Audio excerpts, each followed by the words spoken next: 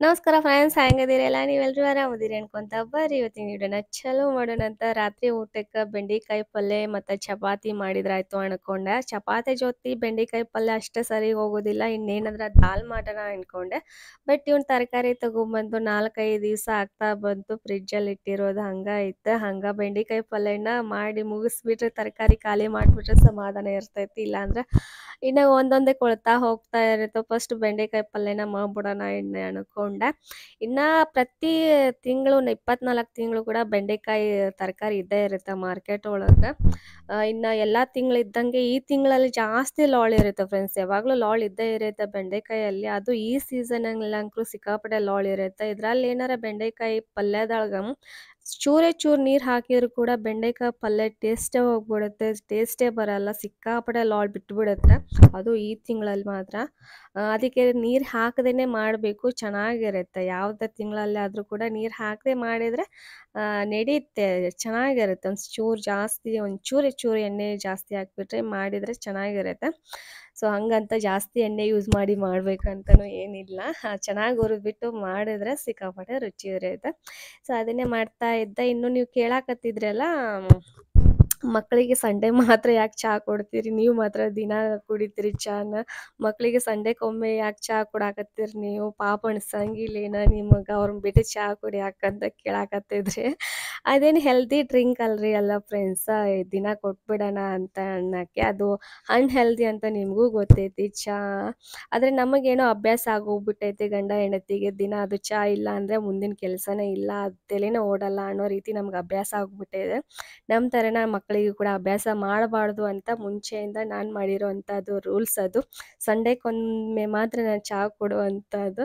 ನಿಜವಾಗ್ಲೂ ನಮ್ಮ ಕಡೆ ಸಂಡೇಗೊಮ್ಮೆ ಮಾತ್ರ ಚಹಾ ಕೊಡ್ತೀನಿ ನಾನು. ಇನ್ನು ಏನೋ ಮಧ್ಯದಲ್ಲಿ ಏನಾದರೂ ಕೊಡಬೇಕು ಅನಿಸಿದರೆ ಸೊ ಕೊಡ್ತೀನಿ ಅಷ್ಟೇ. ಇನ್ನೇನಾರು ಹೊರಗಡೆ ಕರ್ಕೊಂಡು ಹೋದರೆ ಇನ್ನು ಜ್ಯೂಸು ಅದು ಅವ್ರಿಗೆ ಕೇಳಿರೋದು ಆ ಸಣ್ಣ ಪುಟ್ಟ ತಿಂಡಿಗಳನ್ನ ಅವನ್ನೆಲ್ಲ ತಿನ್ನಿಸ್ಕೊಂಡು ಬಂದಿರ್ತೀವಿ. ಅವರಪ್ಪ ಕೂಡ ಅಷ್ಟೇ, ಅವ್ರಿಗೆ ಬೇಕಾಗಿರೋ ತಿಂಡಿಗಳನ್ನ ಬರಬೇಕಾದ್ರೆ ಗಾಡಿಯಿಂದ ಬರಬೇಕಾದ್ರೆ ತೊಗೊಂಡ್ಬಂದಿರ್ತಾರೆ.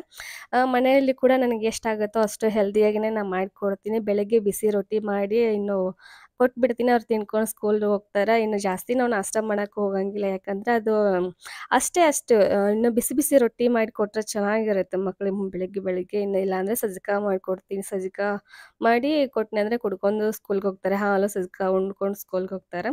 ಮಕ್ಕಳ ಜೊತೆ ಮಕ್ಕಳಾಗೇ ಇರಬೇಕು ಫ್ರೆಂಡ್ಸ, ಮಕ್ಕಳ ಜೊತೆ ಮಕ್ಕಳಾಗಿದ್ರೇವು ಅಂತಂದರೆ ಅದು ಅಭ್ಯಾಸ ಆಗೋಗ್ಬಿಡುತ್ತೆ. ಯಾಕಂದ್ರೆ ನಾವು ಹೆಂಗೆ ಜೀವನ ನಡೆಸ್ತೀವಿ ನೋಡ್ರಿ, ಆ ಥರ ಮಕ್ಕಳು ಕಲ್ಕೊಂಡು ಹೋಗ್ತಾರೆ. ಅವ್ರ ಜೊತೆ ರೇಗೋದಾಗಲಿ, ಹಂಗೆ ಮಾಡೋದಾಗಲಿ, ಹಿಂಗೆ ಮಾಡೋದಾಗಲಿ ತಿಳಿಸಿ ಹೇಳ್ಬೇಕಾಗತ್ತೆ ಮಕ್ಕಳಿಗೆ. ಎಲ್ಲಾದರೂ ತಪ್ಪಾಗಿಬಿಟ್ರೆ ಇನ್ನೇನಾದರೂ ರೇಗ್ಕೊಂತ ಕುಂತು ಬಿಡ್ತೀವಲ್ಲ, ಅದೇ ನಾವು ಮಾಡೋದು ಪೇರೆಂಟ್ಸ್ ಆಗಿ ತಪ್ಪನ್ನ. ಮಕ್ಕಳಿಗೆ ಅರ್ಥ ಮಾಡಿಸಿದ್ರಂದ್ರೆ ಅರ್ಥ ಮಾಡ್ಕೊಂಡು ಹೋಗ್ತಾರೆ. ಯಾಕಂದರೆ ಮಕ್ಕಳ ಜೊತೆ ಮಕ್ಕಳಾಗೆ ಇರಬೇಕು ಅನ್ನೋದು ಅದು ಸುಮ್ಮನೆ ಶಾಸ್ತ್ರಕ್ಕೆಲ್ಲ ಹೇಳಿಲ್ಲ, ನಿಜವಾಗ್ಲೂ ಕೂಡ ನಾವು ಹೆಂಗೆ ಬೆಳೆಸ್ತೀವಿ ಮಕ್ಕಳನ್ನು ಅದೇ ರೀತಿನ ಬೆಳ್ಕೊಂಡು ಹೋಗ್ತಾರೆ. ಮೊನ್ನೆ ಒಂದು ವಿಡಿಯೋ ಹಾಕಿದ್ದೆ ಫ್ರೆಂಡ್ಸ್, ಒಂದು ಮೀಶೋದಲ್ಲಿ ನಮ್ಮ ಪ್ರಾಡಕ್ಟ್ ಇನ್ನೂ ಲಾಂಚ್ ಆಗ್ತೈತಿ. ಮೀಶೋದೊಳಗೆ ಕ್ಯಾಶ್ ಆನ್ ಡೆಲಿವರಿ ಅಂತ ಇಟ್ಕೋಬೋದು ನೀವು, ಕ್ಯಾಶ್ ಆನ್ ಡೆಲಿವರಿ ಕೂಡ ನಾವು ಇಡ್ತೀವಿ, ನೀವು ಅಲ್ಲಿಂದ ಬುಕ್ಕಿಂಗ್ ಮಾಡ್ಕೋಬೋದು ಅಂತ ಹೇಳ್ದಾಗಿಂತ ಆ ಕಮೆಂಟಲ್ಲಿ ಕೇಳಾಕತ್ತೀರಿ ಮತ್ತು ಕಾಲ್ ಮಾಡಿ ಕೇಳಾಕತ್ತೀರಿ ತಂಗಿಗೆ. ಸೊ ಏನಂತ ಅಂದರೆ, ಇನ್ನು ಮೀಶೋದಲ್ಲಿ ನಾವು ಕೂಡ ಪ್ರಾಡಕ್ಟ್ ಸೇಲ್ ಮಾಡಬೇಕು ಅಂದ್ಕೊಂಡಿದ್ವಿ. ಅದಕ್ಕೆ ಏನಾದ್ರು ಯೂಟ್ಯೂಬ್ ಚಾನಲ್ ಬೇಕಾ, ಇನ್ಸ್ಟಾಗ್ರಾಮ್ ಬೇಕಾ, ಮತ್ತು ಮೀಶೋದವ್ರಿಗೆ ಏನಾರು ದುಡ್ಡು ಕೊಡಬೇಕಾ, ನಾವು ತಿಂಗಳಿಗೆ ಇಷ್ಟು ಅಂತೇಳಿ ಎಲ್ಲ ಪ್ರತಿಯೊಂದು ಅವ್ರಿಗೆ ಏನೇನು ಡೌಟ್ ಐತೆ ಅದೆಲ್ಲ ಕಮೆಂಟ್ ಮುಖಾಂತರ ತಿಳಿಸಿದ್ರು. ನಮಗೂ ಹೇಳ್ರಿ, ನೀವು ಹೆಂಗೆ ಚಲೋ ಮಾಡಿದ್ರಿ ಮೀಶೋನ, ಹೆಂಗೆ ಚಲೋ ಮಾಡಾಕತ್ತೀರಿ ನಮಗೂ ಹೇಳ್ರಿ, ನಮಗೂ ಹೆಲ್ಪ್ ಆಗ್ತೈತಿ ಅಂತೇಳಿ. ಖಂಡಿತ ಹೇಳ್ತೀನಿ ಫ್ರೆಂಡ್ಸ, ನಾ ಏನು ಮಾಡಾಕತ್ತೀನಿ ಅಂತ ಖಂಡಿತವಾಗ್ಲೂ ನಿಮ್ಮ ಹತ್ರ ಶೇರ್ ಮಾಡ್ಕೊಂಡು ಹೋಗ್ತೀನಿ. ನನ್ನ ಕಡೆಯಿಂದ ಒಂದು ಸಣ್ಣ ಹೆಲ್ಪ್ ಆಗ್ತೈತೆ ಅಂದರೂ ಕೂಡ ನಾನು ಖಂಡಿತವಾಗ್ಲೂ ಮಾಡ್ತೀನಿ. ಯಾರು ಮಾಡ್ತಾರೋ ಬಿಡ್ತಾರೋ ಅದು ಬೇರೆ ಪ್ರಶ್ನೆ, ನಾನು ಏನು ಮಾಡ್ತೀನಿ ಅಂತ ಪ್ರತಿಯೊಂದು ನಿಮ್ಮ ಹತ್ರ ಹೇಳ್ಕೊಂಡು ಹೋಗ್ತೀನಿ. ಯಾಕಂದರೆ ನನ್ನ ಲೈಫ್ ಹೆಂಗೆ ಹೋಗ್ತೈತೆ ಅಂತ ನಿಮ್ಗೆ ಗೊತ್ತೈತಿ ಇವಾಗ. ಸೊ ನನ್ನ ಲೈಫ್ ಸ್ಟೈಲಿನ ನಾನು ನಿಮ್ಮ ಹತ್ರ ಶೇರ್ ಮಾಡ್ಕೊತಾನೆ ಹೋಗ್ತೀನಿ ಅಂತ. ಸೊ ಖಂಡಿತವಾಗ್ಲೂ ಮೀಶೋದಲ್ಲಿ ಹೆಂಗೆ ಪ್ರಾಡಕ್ಟನ್ನ ಸೇಲ್ ಮಾಡೋದು ಅಂತೇಳಿ ನಮ್ಮದೇ ಆದಂಥ ಬ್ರ್ಯಾಂಡ್ ಕೂಡ ನಾವು ಈಗ ಖಂಡಿತ ನಾವು ಮಾಡ್ತೀವಿ ಅಂತ ನಿಮ್ಗೆ ಹೇಳಿದ್ವಿ. ಸೊ ಬ್ರ್ಯಾಂಡ್ ಇರಲಿ ಇರದೇ ಇರಲಿ ಸರಿನಾ, ಇವಾಗೇನು ನಾವು ಹೆಂಗೆ ಬಟ್ಟೆನ ವ್ಯಾಪಾರ ಆನ್ಲೈನಲ್ಲಿ ಆಫ್ಲೈನಲ್ಲಿ ಹೆಂಗೆ ಬಟ್ಟೆನ ವ್ಯಾಪಾರ ಮಾಡ್ತೀವಿ, ಅಲ್ಲೇ ನಿಮಗೂ ಕೂಡ ಆರ್ಡ್ರ್ ಮಾಡೋದು ಹೆಂಗೆ ಗೊತ್ತು ನೋಡಿ. ಹಂಗೆ ಸೇಲ್ ಮಾಡೋದು ಕೂಡ ಗೊತ್ತಿರಬೇಕು. ಅಂದರೆ ಮಾಡ್ತೀನಂದರೆ ಮಾಡಿರಿ, ಅದು ಕೂಡ ಭಾಳ ಈಸಿ ಐತಿ. ಯಾಕಂದರೆ ಇದು ಸೋಷಿಯಲ್ ಮೀಡ್ಯಾದಲ್ಲೇ ನಾವು ಇನ್ನೂ ಯೂಟ್ಯೂಬಲ್ಲಿ ನಂಬರ್ ಆನ್ಲೈನ್ ಪೇಮೆಂಟ್ ಏನಕ್ಕಿಂತ ಅಲ್ಲಿ ಭಾಳ ಈಸಿ ಐತಿ ಮೀಶೋದಲ್ಲಿ ಪ್ರಾಡಕ್ಟ್ ಸೇಲ್ ಮಾಡೋದು. ಈಸಿ ಅಂದರೆ ಫುಲ್ ಆ ರೀತಿ ಅಲ್ಲ, ಸ್ವಲ್ಪ ಇದಕ್ಕಿಂತ ಸ್ವಲ್ಪ ಈಸಿ ಐತಿ. ಇದರಲ್ಲಿ ಮೆಸೇಜ್ ರಿಪ್ಲೈ ಮಾಡ್ಕೊಂಡು ಕುಂದಿರಬೇಕು, ಹಂಗೆ ಹಿಂಗೆ ಅದೆಲ್ಲ ಏನು ಇರೋಂಗಿಲ್ಲ. ಸೊ ಅವ್ರು ಕ್ಲಿಕ್ ಮಾಡಿ ಆರ್ಡರ್ ಮಾಡ್ಕೊಂತಾರೆ, ನಾವು ಪಿಕ್ ಮಾಡ್ಕೊಂಡು ಅದನ್ನ ಆರ್ಡ್ರೇ ಆಕ್ಸೆಪ್ಟ್ ಮಾಡ್ಕೊಂಡು ಹೋಗಿ ಅವ್ರಿಗೆ ಕಳ್ಸೋದು ಅಷ್ಟೇ. ಸೊ ಇನ್ನು ನಮ್ಮದು ಕೂಡ ನಡೆಯಾಕತ್ತೈತಿ. ಬರೋ ತಿಂಗಳ ನಾವು ಇನ್ನು ಮಾನವೀಯ ದಸರಾ ಅದೆಲ್ಲ ಬಂತಲ್ಲ, ಅವಾಗ ಅದೆಲ್ಲ ಮುಗಿದ ಮೇಲೆ ಲಾಂಚ್ ಮಾಡೋಣ ಅಂದ್ಕೊಂಡ್ವಿ. ಯಾಕಂದರೆ ಇನ್ನೂ ಕಂಪ್ಲೀಟ್ ಆಗಿಲ್ಲ ನಮ್ಮದು ಮೀಶೋದ ಪ್ರೊಸೆಸಿಂಗ್ ಇನ್ನೂ ಕಂಪ್ಲೀಟ್ ಆಗಿಲ್ಲ. So GST ಬೇಕಾಗ್ತೈತಿ. GST ನಾವು ಇನ್ನು GST ಏನು ಮಾಡಿಸೋಣ ಅಂತ ಅಂದ್ಕೊಂಡು ಇವಾಗ GST ಇಲ್ಲದೇ ಶುರು ಮಾಡೋಣ ಅಂತೇಳಿ. ಅಂದರೆ ಮೀಶೋದಲ್ಲಿ GST ಇಲ್ಲದೇ ಸೊ ಹಲೋ ಐತಿ, ಮೀಶೋದಲ್ಲಿ ಮಾತ್ರ ಐತಿ ಆಯಿತಾ. GST ಇಲ್ಲದೇ ಮೀಶೋದಲ್ಲಿ ಮಾತ್ರ ಸೇಲರ್ ಆಗೋಕೆ ಅವಕಾಶ ಐತಿ. ಇನ್ನು ನಮ್ಮದು ಅಮೆಝಾನ್, ಫ್ಲಿಪ್ಕಾರ್ಟ್ ಎಲ್ಲ ಕಡೆನೂ ಹೋಗಬೇಕು ಅಂದರೆ GST ಇರೋಕೆ.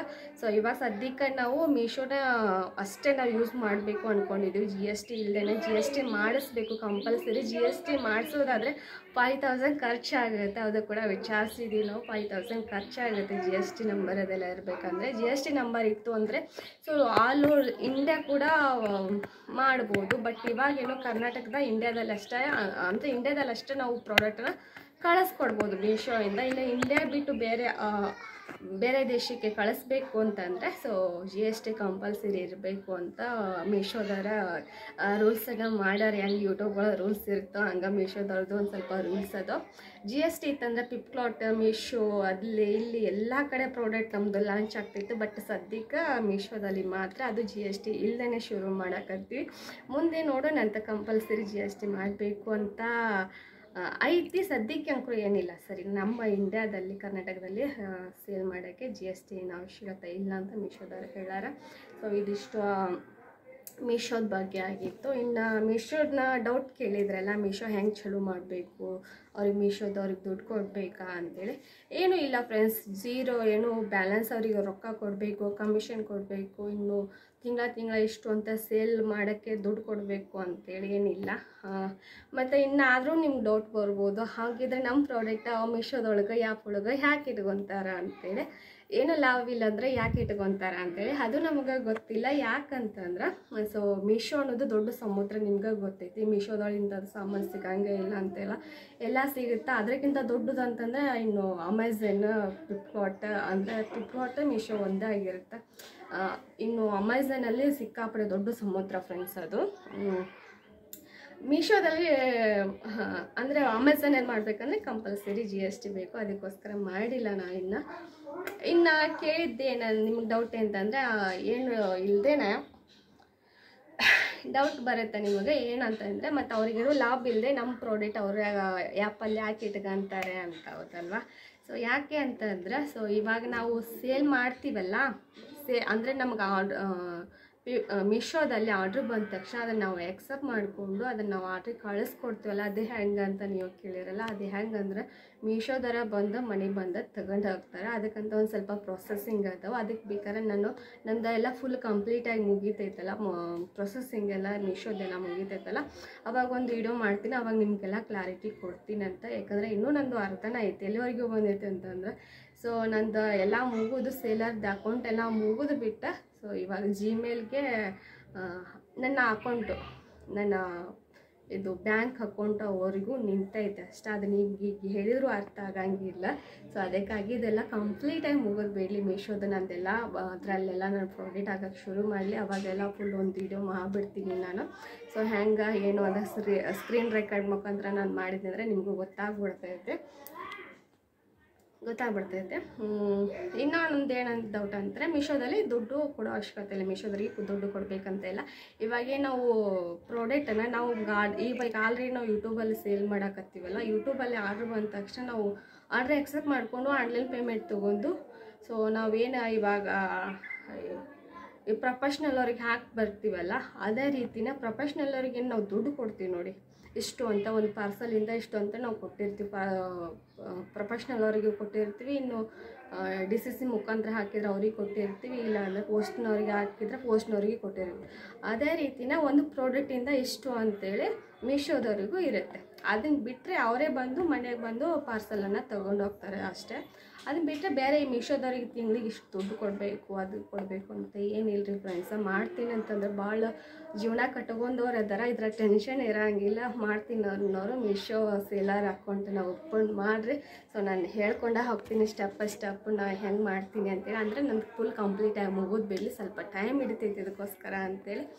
ಸೊ ಅಷ್ಟೇ. ಇನ್ನು ನಾ ಏನೇನೆಲ್ಲ ಮಾಡೀನಿ ಅಂತೇಳಿ ಫುಲ್ ಕಂಪ್ಲೀಟಾಗಿ ಇನ್ನು ನೋಡಬೇಕು ಅಂದರೆ ನನ್ನ ಜರ್ನಿನ, ಸೊ ನನ್ನ ಚಾನಲ್ನ ದಯವಿಟ್ಟು ಸಬ್ಸ್ಕ್ರೈಬ್ ಮಾಡ್ಕೊಂಡು ಇಟ್ಕೋರಿ. ಸಬ್ಸ್ಕ್ರೈಬ್ ಮಾಡ್ಕೊಂಡ್ರೆ ನಿಮ್ಗೆ ಅನುಕೂಲ ಆಗ್ತೈತಿ. ಮುಂದೆ ಒಂದು ದಿವಸ ಈ ವಿಡಿಯೋಕ್ಕೆ ಯೂಸ್ ಆಗಲಿಲ್ಲ ಅಂದರೂ ಇನ್ನು ಬರುವಂಥ ವಿಡಿಯೋ ಕೂಡ ಒಂದಲ್ಲ ಒಂದು ವಿಡಿಯೋ ನಿಮ್ಗೆ ಯೂಸ್ಫುಲ್ ಆಗ್ಬೋದು ಅನ್ನೋ ಕಾರಣಕ್ಕಷ್ಟೇ ಹೊರ್ತು. ಇನ್ನು ಕೇಳಾಕತ್ತಿದ್ರಲ್ಲ, ನೀವು ತಿಂಗಳಿಗೆ ಎಷ್ಟು ಸಂಪಾದನೆ ಮಾಡ್ತೀರಿ ಮೇಡಮ್ ಅವರೇ ಅಂತೆಲ್ಲ ಕೇಳಾಕತ್ತಿದ್ರೆ, ಎಷ್ಟು ಸಂಪಾದನೆ ಮಾಡ್ತೀರ ಅಕ್ಕ, ನೀವು ಎಷ್ಟು ಸಂಪಾದನೆ ಮಾಡ್ತೀರಿ ಮೇಡಮ್ ಅವರೇ, ನಮಗೂ ಹೇಳ್ರಿ, ನಮಗೊಂದು ಮೋಟಿವೇಶನ್ ಸಿಕ್ಕಂಗೆ ಆಗ್ತೈತಿ ನಿಮಗೆ ಅಂತೇಳಿ. ನಿಮ್ಗೆ ಸೊ ನಿಮ್ಮದು ದಿನ ವಿಡಿಯೋ ನೋಡ್ಕೊಂಬರ್ತೀವಿ, ಭಾಳ ಚಂದ ವಿಡಿಯೋ ಮಾಡ್ತೀರಿ ನೀವು ಅಂತೆಲ್ಲ. ಸೊ ನನಗೂ ನೀವು ಕೇಳಿದಾಗಿಂದ ಕೂಡ ನೀವು ಹೆಂಗೆ ಅವಾಗ ಕೇಳಿದ್ರಲ್ಲ, ನಾವು ತಿಂಗಳಿಗೆ ಎಷ್ಟು ಸಂಪಾದನೆ ಮಾಡ್ತೀರಿ ಅಂತೇಳಿ, ಅವಾಗಿಂದ ನಾನು ತೋರಿಸ್ತೀನಿ ರೀ. ಅವಾಗಿಂದ ನಾನು ಒಂದು ಬುಕ್ಕಲ್ಲಿ ಬರೆದಿಟ್ಕೊಂಡಿದ್ದೀನಿ. ಹೋದ ತಿಂಗಳು ನನಗೆ 14ನೇ ತಾರೀಕಿಂದ ನಾನು ಬರೆದಿಟ್ಕೊಂಡಿದ್ದೀನಿ. ಈ ತಿಂಗಳು 14ನೇ ತಾರೀಕಿಗೆ ನಾನು ಎಷ್ಟು ಸಂಪಾದನೆ ಮಾಡಿದೆ ಅಂತ ನಿಮ್ಮ ಹತ್ರ ಹೇಳ್ತೀನಿ ಅಂತ. ಹೋದ ತಿಂಗಳು 14ನೇ ತಾರೀಕಿಂದ ಸೊ ದಿನಕ್ಕೆ ಎಷ್ಟು ಸಂಪಾದನೆ ಮಾಡ್ತೀನಿ ಅಂತ ಡೇಟ್ ಸಮೇತ ಹಾಕ್ಬಿಟ್ಟು ನಾನು ಬರೆದಿಟ್ಕೊಂಡಿದ್ದೀನಿ. ಇಷ್ಟು ದಿವಸ ನಾನು ಲೆಕ್ಕನ ಇಟ್ಕೊಂಡಿಲ್ಲ ಫ್ರೆಂಡ್ಸ್, ನಿಜ ಹೇಳಬೇಕು ಅಂದರೆ, ನಿಮ್ಮ ಹತ್ರ ಹೇಳಬೇಕು ಅಂದರೆ ನಾನು ಇಷ್ಟು ದಿನ ಎಷ್ಟು ಸಂಪಾದನೆ ಮಾಡ್ತೀನಿ ಅಂತ ನನಗೆ ಲೆಕ್ಕನ ಇಟ್ಕೊಂಡಿಲ್ಲ. ಹಿಂಗೆ ಹೋಗ್ತೈತಿ, ಹಿಂಗೆ ಬರ್ತೈತಿ, ಎಲ್ಲ ಆಗ್ತೀವಿ, ಹಿಂಗೆ ಆಗ್ತೈತಿ, ಹೆಂಗೆ ಆಗ್ಬಿಡ್ತಿತ್ತು. ಸೊ ನೀವು ಕಮೆಂಟ್ ಬಂದಾಗಿಂದ ಸೊ ನಾನು ಬುಕ್ಕದಲ್ಲಿ ಬರೆದು ಇಟ್ಕೊಂಡಿದ್ದೀನಿ 14ನೇ ತಾರೀಕಿಂದ. ಹೋದ ತಿಂಗಳು ಈ ತಿಂಗಳು 14ನೇ ತಾರೀಕಿಗೆ ನಾನು ಹೇಳ್ತೀನಿ ಅಂತ, ನಾನು ಎಷ್ಟು ಒಂದು ತಿಂಗಳಿಗೆ ಎಷ್ಟು ಸಂಪಾದನೆ ಮಾಡಿದೆ ಅಂತೆಲ್ಲ ಹೇಳ್ತೀನಿ ಅಂತ. ಸೊ ಕ್ಯಾಮ್ರಾಮ್ಯಾನು ಸರಿಗಿಲ್ಲ ಫ್ರೆಂಡ್ಸ್, ಆ ಕಡೆ ಓದು ಮಾಡೋಕ್ಕತ್ತಾನ, ಸ್ಟ್ಯಾಂಡ್ ಮೊರಬಟ್ಟಿ ಆಗೈತಲ್ಲ, ಹಂಗಾಗಿ. ಸೊ ಇಷ್ಟಾಗಿತ್ತು ಫ್ರೆಂಡ್ಸ್ ವಿಡಿಯೋ. ಮತ್ತು ಸಿಗೋಣ ಫ್ರೆಂಡ್ಸ್. ಇನ್ನೇನಾರು ಡೌಟ್ ಇತ್ತಂದರೆ ಮೀಶೋದ ಬಗ್ಗೆ ದಯವಿಟ್ಟು ಕಮೆಂಟಲ್ಲಿ ತಿಳಿಸ್ರಿ, ನಾನು ಅದಕ್ಕೆ ಆನ್ಸರ್ ಮಾಡ್ತೀನಿ ಅಂತ. ಇನ್ನು ಸೀರೆ ಕೇಳಾಕತ್ತಿದ್ರಿ, ಸೊ ಇನ್ನು ಹೊಸ ಸೀರೆಗಳಿಂದ ಬರ್ತಾವೆ, ಬೇಕು ಅಂದರೆ ಬುಕ್ಕಿಂಗ್ ಮಾಡ್ಕೊಳ್ಳಿ. ಇನ್ನೊಂದು ನಾನು ಮೊನ್ನೆ ಒಂದು ವಿಡಿಯೋ ಹಾಕಿದ್ದೆ ನೋಡಿ, 1 ಗ್ರಾಮ್ ಗೋಲ್ಡು ಗಂಗಾಪಟ್ಟು ಸಾರಿ ಅಂತೇಳಿ, ಇನ್ನೊಂದು 4 ಪೀಸ್ ಏನೋ ಅದಾವು, ಬೇಕು ಅಂದರೆ ಅವ್ನು ಬುಕ್ಕಿಂಗ್ ಮಾಡ್ಕೊಳ್ಳಿ. ಇನ್ನೊಂದು ಸ್ವಲ್ಪ ಮೈಸೂರು ಸಿಲ್ಕ್ ಅದಾವು. ಸೊ ದಯವಿಟ್ಟು ಅವನೇನು ಪದೇ ವಿಡಿಯೋ ಮಾಡಬೇಕಂತೇನಿಲ್ಲ ಅಲ್ಲ ನಿಮಗೆ. ಇನ್ನು ಬೇಕು ಅಂದರೆ ಆರ್ಡ್ರ್ ಮಾಡ್ಕೊರಿ, ಫೋಟೋಸ್ ಅಂತ ಮೆಸೇಜ್ ಕಳಿಸಿ ನಾವು ಫೋಟೋಸ್ ಸೆಂಡ್ ಮಾಡ್ತೀವಿ. ಅದರಲ್ಲಿ ಏನಾರ ಇಷ್ಟ ಆಯ್ತಂದ್ರೆ ಸೊ ಬುಕ್ಕಿಂಗ್ ಮಾಡ್ಕೊಳಾರಂತ. ಇನ್ನು ಕಿಟ್ ವೇರ್ ಸಿಗ್ತಾವೆ ಫ್ರೆಂಡ್ಸ. ಇನ್ನು ಕಿಟ್ ವೇರ್ ಸಾಕಷ್ಟು ಬಂದಾವ, ಅಂದರೆ ಮಕ್ಕಳ ಬಟ್ಟೆ ಎಲ್ಲ ಸಾಕಷ್ಟು ಬಂದಾವೆ. ಅದನ್ನು ವಿಡಿಯೋ ಮಾಡ್ತೀನಿ ಅಂತ, ನಾಳೆ ಅಥವಾ ನಾಳಿದ್ದು ವಿಡಿಯೋ ಮಾಡಿ ನಿಮಗೆ ತಿಳಿಸ್ತೀನಿ ಅಂತ. ಅಂದರೆ ಗೊತ್ತಾಗ್ತೈತಿ ನಿಮಗೂ, 1 ವರ್ಷದ ಅಂದರೆ ಹುಟ್ಟಿದ ಕೂಸಿಂದ ನನ್ನ ಕಡೆ ಬಟ್ಟೆ ಸಿಗುತ್ತಾವೆ. ಸೊ ಇದಾಗಿತ್ತು ಫ್ರೆಂಡ್ಸ್. ಸಬ್ಸ್ಕ್ರೈಬ್ ಮಾಡ್ಕೊಂಡು ಇಟ್ಕೊಂಡಿರಿ. Thank you so much. ಏನಾದ್ರು ಡೌಟ್ ಇತ್ತಂದರೆ ಕಮೆಂಟಲ್ಲಿ ತಿಳಿಸಿ, ಒಂದು ಪುಟ್ಟದಾಗಿ ಒಂದು ಲೈಕ್ ಕೊಡಿ, ಸಬ್ಸ್ಕ್ರೈಬ್ ಮಾಡ್ಕೊಂಡು. Thank you. ಕ್ಯಾಮ್ರಾಮ್ಯಾನ್ ಫ್ರೆಂಡ್ಸ್, ಇವನು ಇಷ್ಟೊತ್ತು ಸಾಕಾಗ್ಬಿಟ್ಟಿತ್ತು ಕ್ಯಾಮ್ರಾ ಹಿಡ್ಕೊಂಡು, ಫುಲ್ ಖುಷಿ ಕ್ಯಾಮ್ರಾ ಆಫ್ ಮಾಡಿದ ತಕ್ಷಣ.